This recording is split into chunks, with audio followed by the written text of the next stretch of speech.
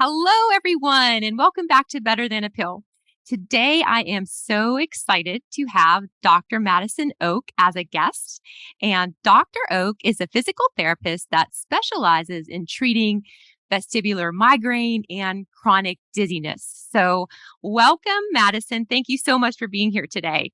Thank you so much for having me. I'm so excited to be here and talk about my very favorite thing, vestibular disorders. So thank you so much Yeah, for having me on. you are welcome. Excellent. In fact, I am going to let you explain a little bit about what a vestibular therapist is and a little bit about the type of work you do. Absolutely. So my name is Dr. Madison Oak. I am trained as a physical therapist. All physical therapists graduate school as a generalist. So we are able to treat hips and knees and backs and also vestibular disorders. Not all PT schools go heavily into the vestibular disorder realm, but where I went to school, University of Wisconsin, they did. And then I was lucky enough to have a couple of internships in it as well at the very end of school. So I really have this like solid foundation of vestibular disorders when I graduated.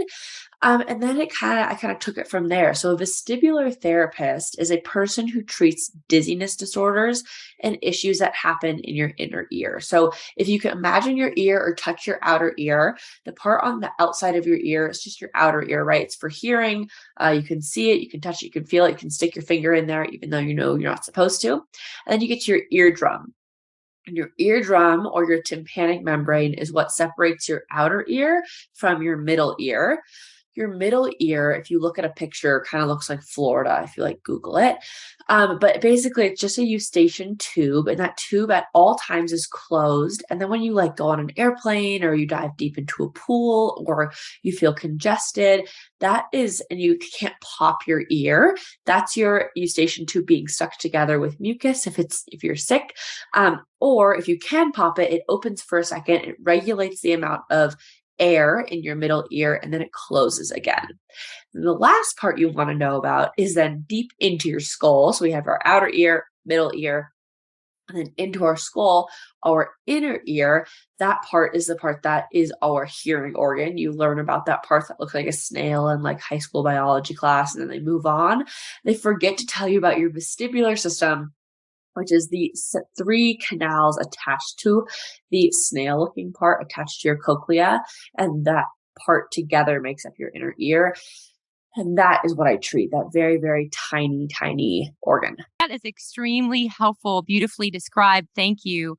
Yeah. Yeah, we don't really hear a lot about the vestibular part of our ear. I know that was very helpful for me. So and it's like dizziness is such a common issue, and that's one of the reasons I have you here today because I want to talk a little bit about that. And in my experience, the only form of dizziness that I have encountered is vertigo, and it's in the clients that I've worked with over the year. A lot of them have had problems with this, and I found it very individualized. And the one common trait that I happen to observe while working with people on Pilates-based work on a mat is about 90% of them need to have their head elevated slightly while on their back. So what is vertigo? Help break this down for us. Yeah, definitely. So that's a really excellent question and a really excellent observation. So all vestibular disorders can cause some sort of dizziness, and dizziness is like an umbrella term. So dizziness can mean anything to lots of different people, and that's why it's so important to describe your dizziness. And we're starting with dizziness and not vertigo for a very specific reason. So dizziness is this umbrella term. It can mean imbalance, vertigo, lightheaded, heavy-headed. I know some people who are like, I'm dizzy. And I say, what does that mean? And they say, well, I can't feel the floor. That is not the same as the room is spinning around me, but people describe all of these different symptoms as dizzy. So dizzy is this overarching terminology.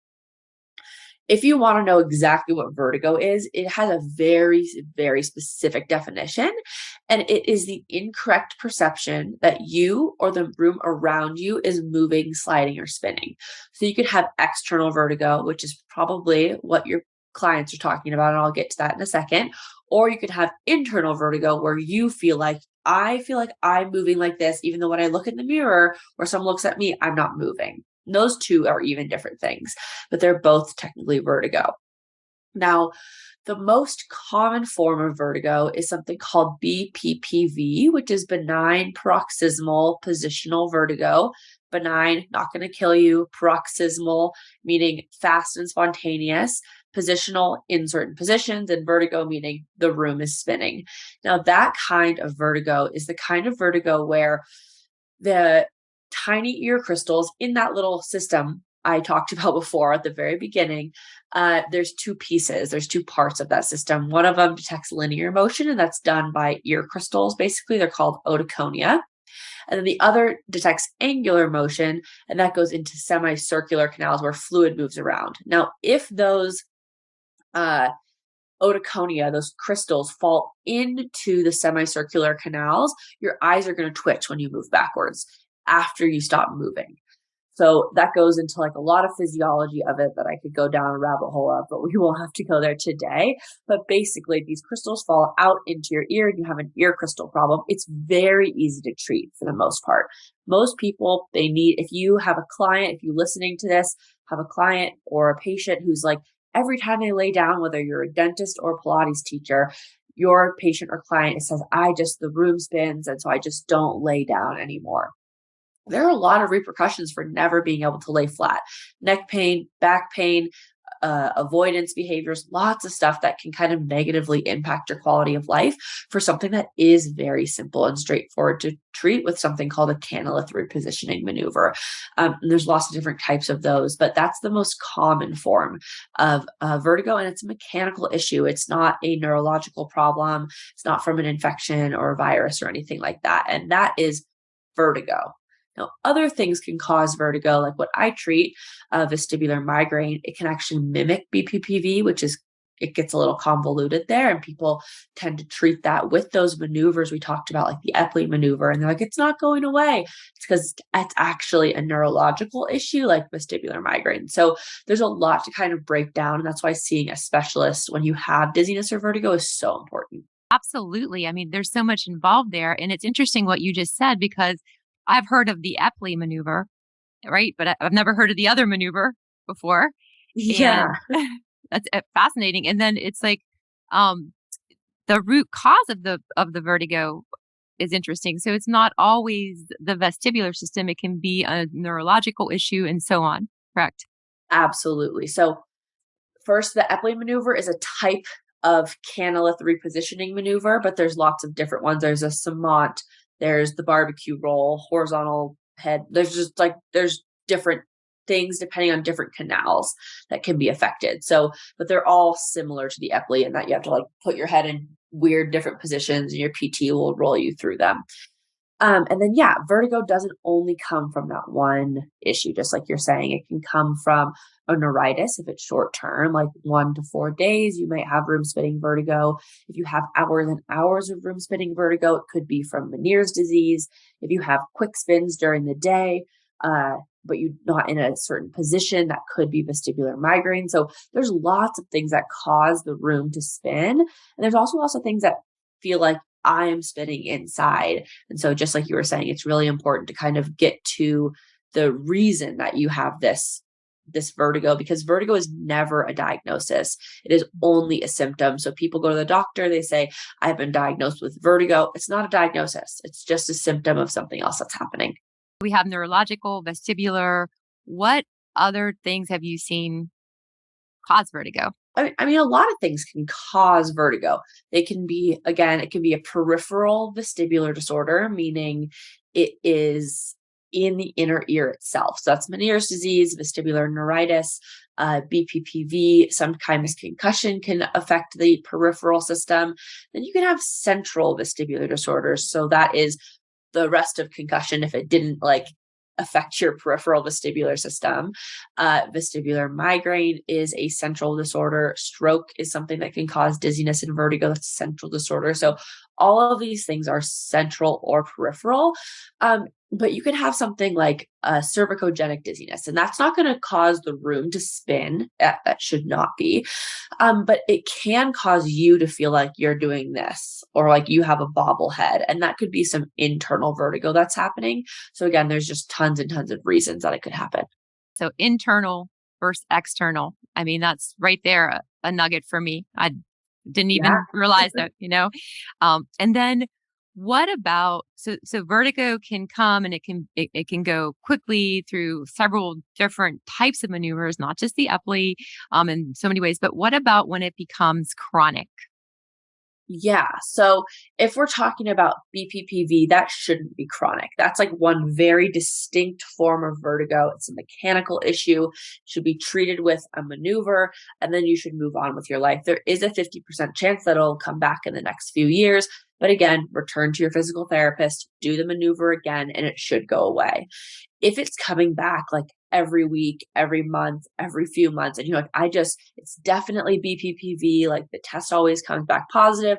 I always go through the maneuver and it gets better, but then in a few months, you should check your vitamin D levels, your blood pressure, your bone density. So there's lots of things like that that you can check in on and say, are these things like normalized levels to make sure my BPPV isn't coming back for that reason? Now, if you have chronic dizziness, the most common, the thing we call chronic dizziness is persistent postural perceptual dizziness. And that's 3PD or PPPD, triple PD, whatever you want to call it. Now, this kind of dizziness is a chronic subjective disorder. However, if you did get a special kind of brain scan, you can see brain changes because you're utilizing and not utilizing different parts of your brain due to avoidance techniques and different habituation techniques that you're like overusing your eyes and not using your vestibular system enough. And so the kind of three systems of balance, your eyes, your ears, and the way you feel the floor aren't working together.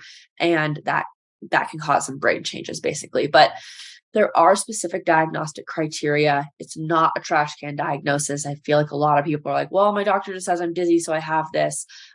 It is caused by an underlying condition. So there is like a root of 3PD. So the root of 3PD can be anything from I had a panic attack and now I have 3PD to one of the more common causes, which I have vestibular migraine. And now in between migraine attacks, because vestibular migraine in general is a chronic disorder, which whether or not you're having attacks, you're living with all the time. And 1 in 7 women has migraine disorder.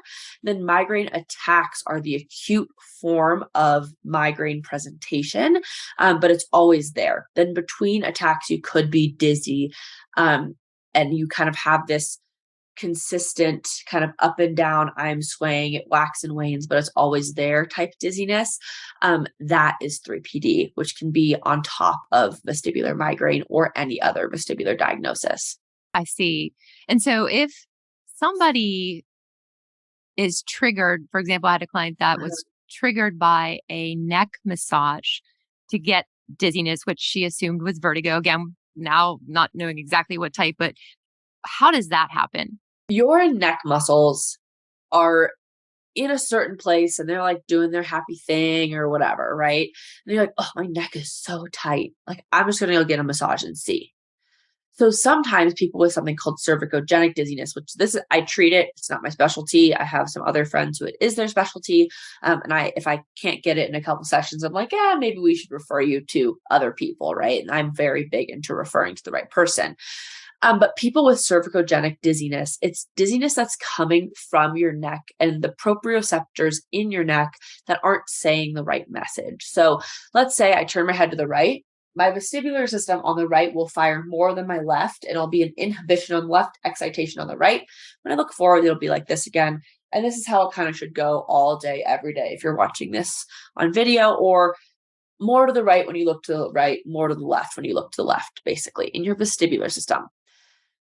Your proprioceptive system, which is the way that your body interacts with itself internally and says, which way am I going? How extended or contracted is my elbow? Am I standing up? Am I sitting down? Can I feel the floor? Everything in that realm of like, where am I in space is managed by like little muscle spindles as well as your vestibular system. And those things should talk to each other. Now, if you do have cervicogenic issues, it's coming from your neck. And it can be for a multitude of reasons. It could just not be talking to your vestibular system right. You could have had a whiplash injury, and that whiplash injury stretched those spindles out, and now they don't know where they are in space. You could be a person with a history of neck pain or a history of migraine, which is affecting your neck and causing neck pain, because we do know that a very, very common symptom of migraine in general, and vestibular migraine, of course, because vestibular migraine is a type of migraine disorder. All these things can cause neck pain. So then those people go get a massage, and then all of a sudden those muscles are relaxed and stretched out, and then your head doesn't know where it is in space anymore. And that can cause dizziness because your head is like, oh, I'm bobbly, I feel weird.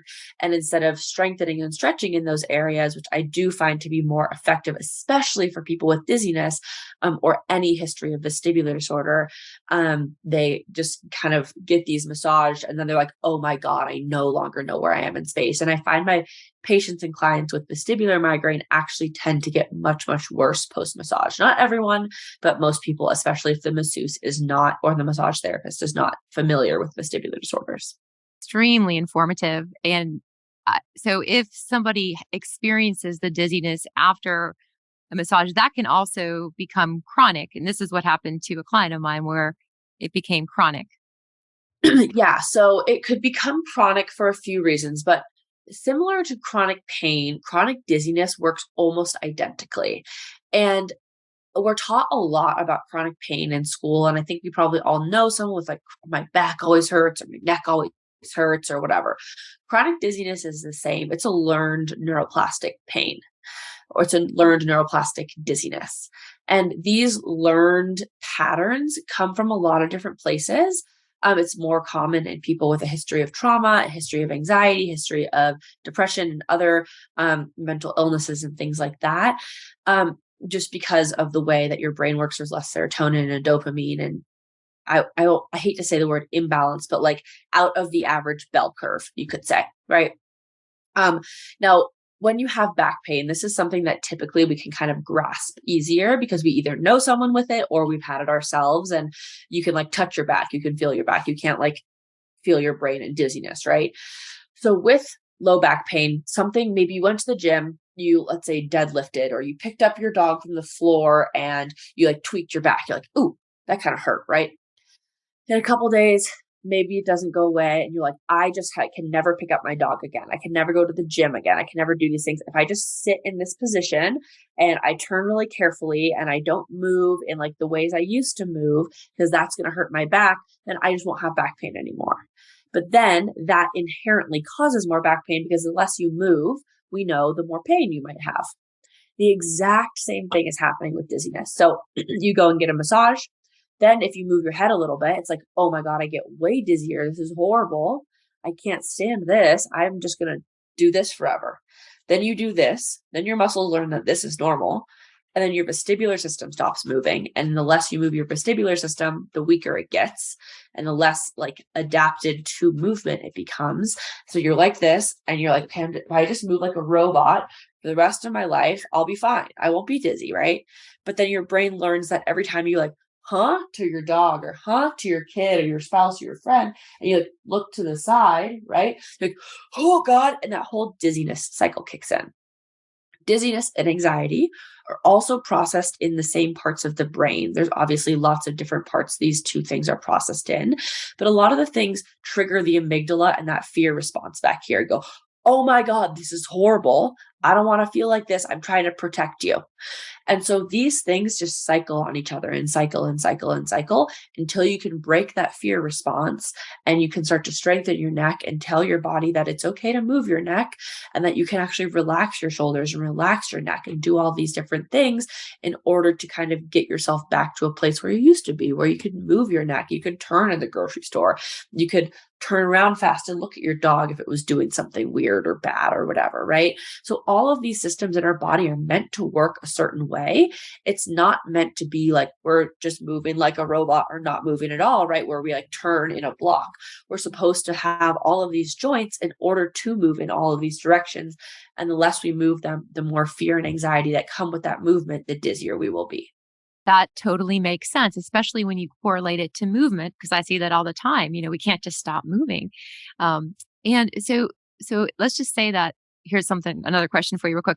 Somebody had chronic dizziness, like an example of my client, and then they sleep on a different pillow and it's gone. I mean, have you seen that before? So, I mean, I think that different things work for different people, right? And if all of a sudden your neck is happy in this new place and the dizziness is gone, great. I also think that we give a lot of power to the placebo, and I love it. I'm a huge fan of using that to our advantage, right? This pillow is going to work for me. This thing is going to work for me. I don't care what it is. It could be laying on a red yoga mat instead of a green yoga mat. I don't care. If it works for you, it works for you. I'm not going to say there's special science behind special pillows because there's really not.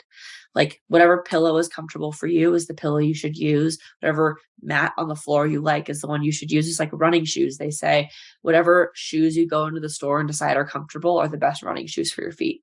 And so like it's the same thing for pillows. So if it goes away, more power to her. Happy it did.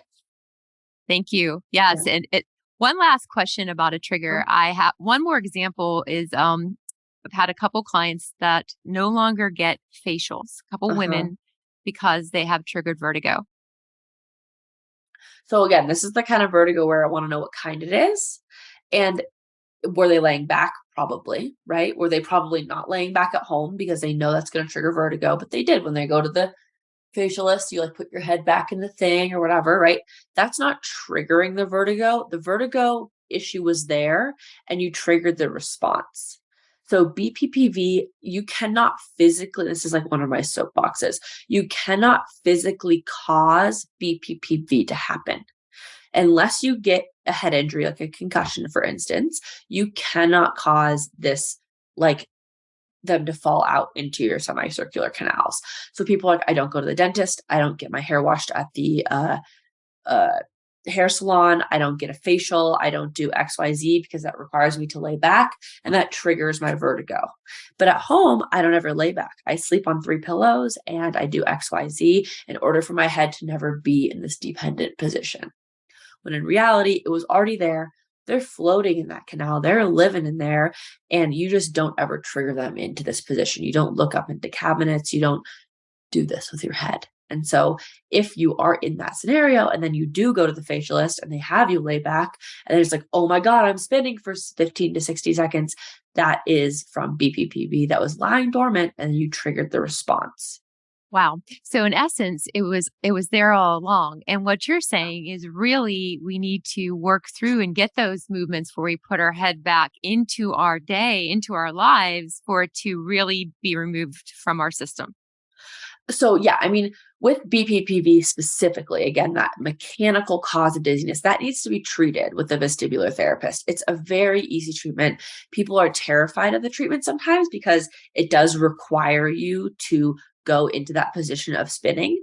So the first step of the Epley maneuver, for example, is actually the test to see if you have BPPV. So you lie back with your head in this position, and then your eyes are going to twitch in a certain direction. And your PT needs to look at the direction of the nystagmus and say, okay, it's going this way, it's going that way. And that's going to dictate the next head movement. So you're in here and you're like, okay, my head is back to the left. My head is doing my eyes are doing a left upbeating nystagmus. Great. I know it's in this canal. You wait until it's gone, plus another like 30-ish seconds. You go to the next position. It probably won't be in this position. Then you go to the next position and then you sit back up. So will it trigger that? Yes. Is it going to last forever? No. Is it going to make it better in like a minute and a half so it's not there anymore at all? Also, yes. So it's a really positive treatment, and your therapist needs to explain to you exactly what they're doing the whole time. And also, you always, of course, have the option to stop or not do it. I have had people deny the treatment before. They're like, I'm just going to move like this. Usually in a couple months, they come back with neck pain. And then I say, okay, well, I can't treat that neck pain until we treat this because there's a lot of stuff we've got to do supine. So typically then they say, okay, now I'll get it treated. And then all of it tends to go away. That's very helpful. Mm-hmm. And so real quick, because I know you mentioned a lot of natural, Yeah, physical therapy type maneuvers for the vertigo. Is there anything else before we totally. move on? Okay. Yeah, Okay. so it depends on the type of dizziness you have, right? Vertigo and dizziness, they're very vast. There are lots of different things that it could be. Now, my very favorite thing to talk about is movement and exercise. It will help everything. And everyone gets mad at me and is like, but movement makes me feel worse. But if you do it correctly, it won't make you feel worse for a long time.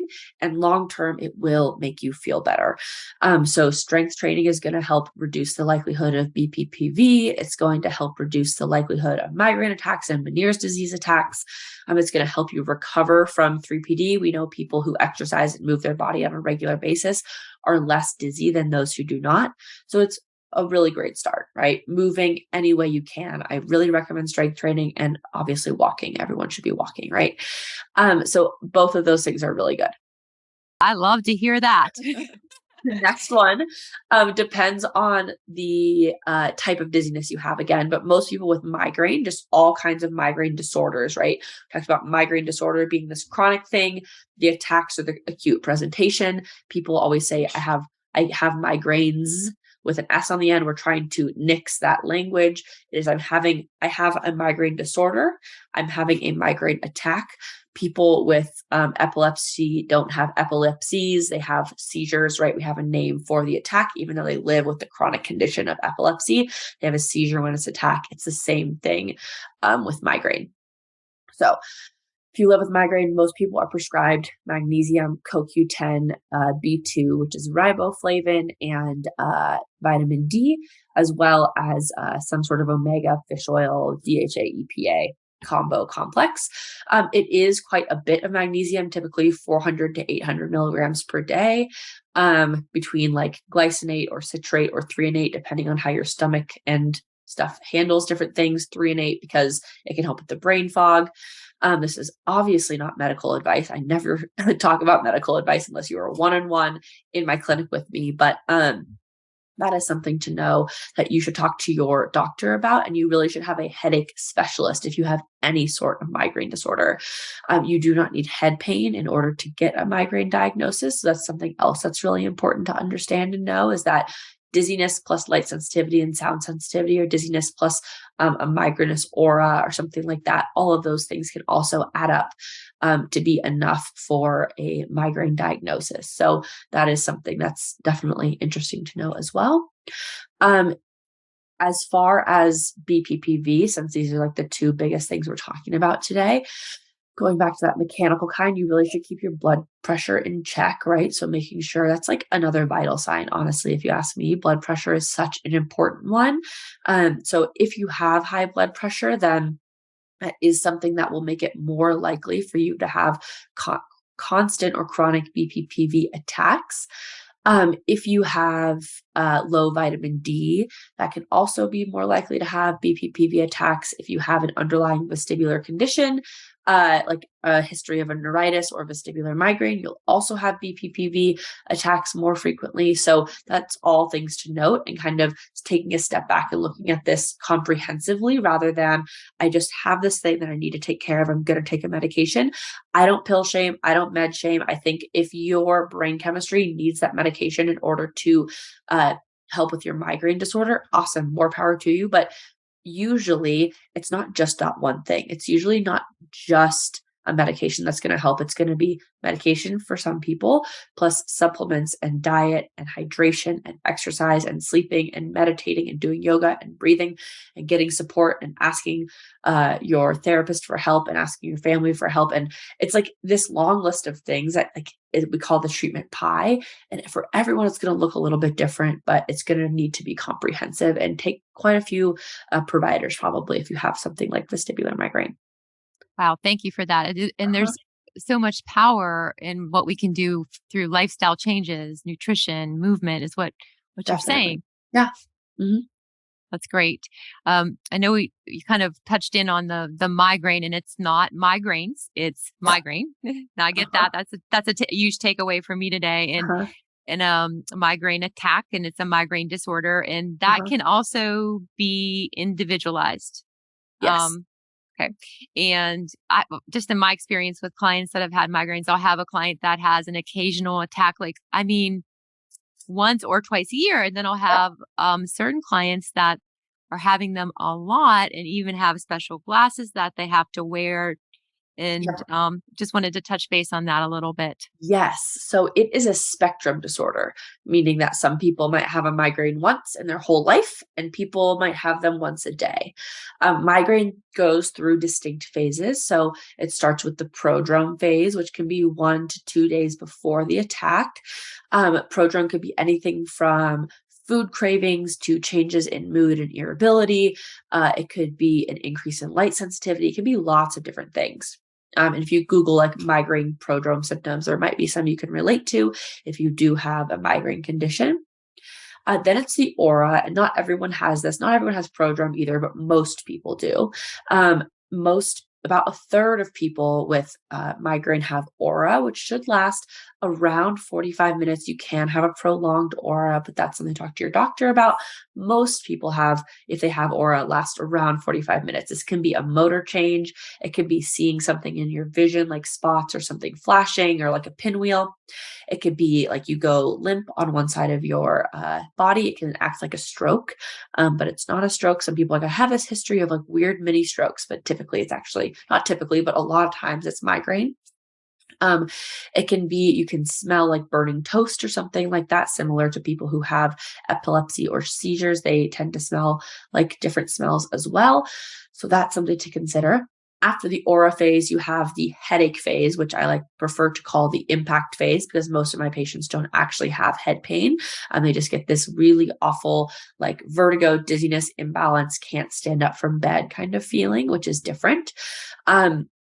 And then you have postdrome, and that can last up to a day or two. And that typically feels like a hangover for most people. Some people, it feels like, oh, I just woke up from the best nap of my life and I have like this whole new me. But for most people, it feels like I'm hungover without the fun the night before. So that's what people tend to describe it. And then the fifth phase, which I'm not so sure we call like a phase, but the fifth period is the interictal, meaning between attacks.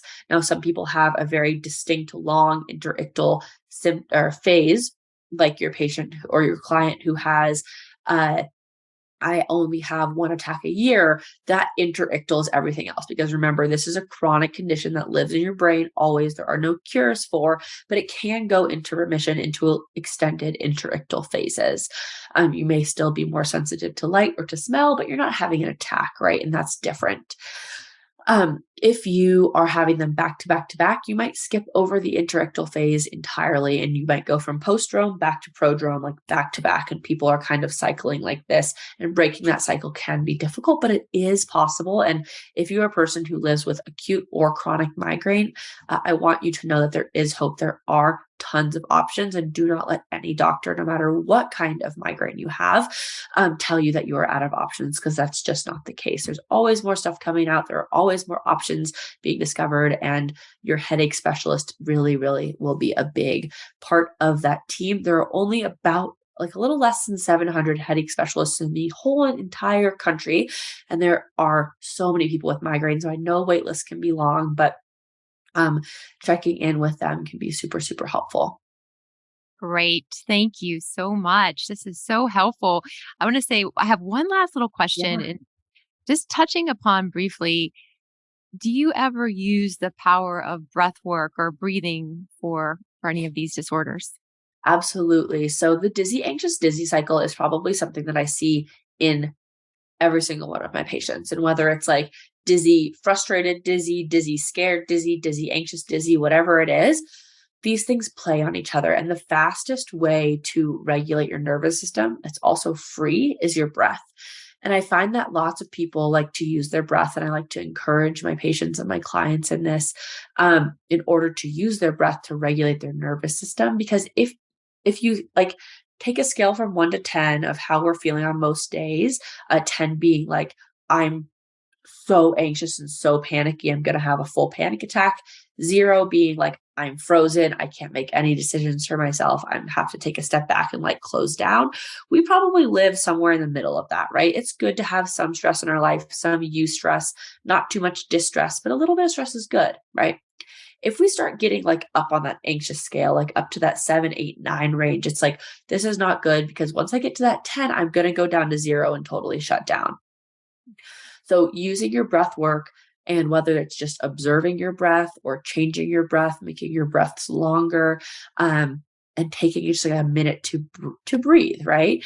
Can be really helpful. I don't like to start most people off these days. I used to do this, but I recently found a different way to do it. So I like better. It's more effective, I found, for people, is observing your breath rather than changing your breath. And this is a somatic therapist that put together a module for us in vestibular group fit. Her name is Kate Schwab, and I want to give her credit for telling me this.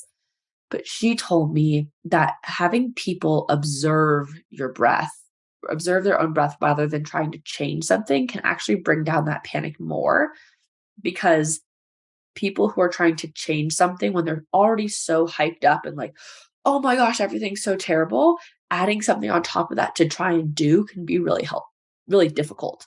So instead saying like, oh, I'm breathing, I'm present. That's it. I'm present, I'm breathing, that's it. And kind of that like neutrality of everything can actually bring things down. Other people prefer to take two, like, what is it, like 4, 7, 8 breaths or something like that. Where you breathe in for 4, hold for 7, breathe out for 8. It just really is person dependent. So yes, I love breath work. I think it's super helpful. It brings down that dizzy, anxious, dizzy cycle, which again is one of those things that I deal most with. So yeah, I love it. Great. Wow. Wow. Wow. Wow. So I just want to say thank you. Thank Yeah, you so much for coming on today and sharing all this valuable information. sure. I myself have been educated, and I'm sure everybody else has as well. This has been great. I've learned a lot, and I want to tell everybody to, if you're on Instagram, you can follow Dr. Oaks at the Vertigo Doctor. Yes. That's me. Yep. And I'm going to be including a link in the description to this episode today. She has a free masterclass, and I'll let you kind of share a little bit about what that includes. Yep, it's a 3 steps to managing your dizziness, basically. I think it's called 3 steps to controlling your dizziness and vertigo from home. It's what I'm all about. I love treating dizziness, obviously, as I could talk about this for like 6 more hours, and then we'd have to be on like a whole other podcast that lasts forever, you know? But yeah, I love talking about this. And so that's just my free kind of intro masterclass to how I treat my patients and clients with dizziness and with vertigo and different vestibular symptoms, to kind of help them get back to more function, reduce the dizzy, anxious, dizzy cycle, and all that good stuff. Thank you. All right, everybody, check out the link in the description. And remember, we do episodes every week on Wednesday. And thank you very much again, Madison. Of course. Yeah. Thanks so much, Carrie.